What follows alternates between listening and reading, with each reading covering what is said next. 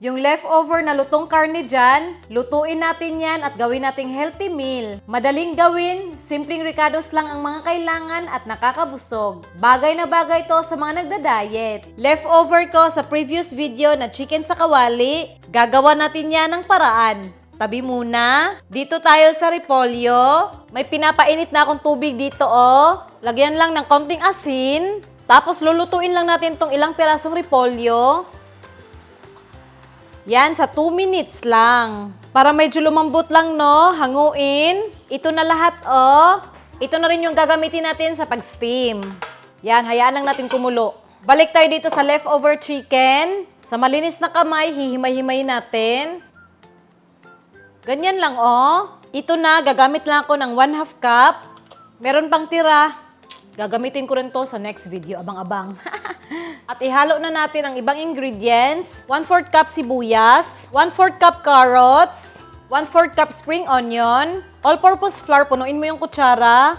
Yan, 2. Itlog, ibang bowl muna. Yan, okay. Timplahan lang ng asin, paminta, at konti lang na all-purpose seasoning. Hahaluin natin to.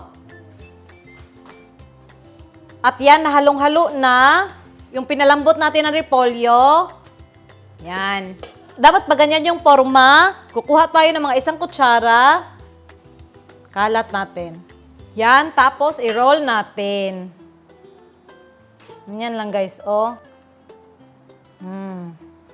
Ganyan sa ilalim. Tapos, ganyan, oh. Oh. Yung plato na gagamitin natin dapat hindi malamig. Bubuhusan ko ng mainit na tubig para hindi ma-shock pag ilagay na sa steamer. Tapos, ilalagay na natin itong mga repolyo. Ayan. Dapat yung steamer kumukulo. Lagay na natin to. Haha. Siyempre, dapat may takip, no? At i-steam natin ng 20 minutes. Pagkaraan ng 20 minutes, ito na. Oh. Meron na tayong healthy chicken rolls. Pero dapat may sauce. So, dito tayo sa likod. Magpainit tayo ng kawali. Maglagay ng konting mantika, 1 kutsarang garlic. Yan, igisa lang natin, no? Maglagay ng 1 tasang tubig, 2 kutsarang brown sugar, 2 kutsarang toyo, at kalahating kutsarang sesame oil. Pwede ka rin maglagay ng 1 kutsarang peanut butter, pero wala ako, so wag na yon.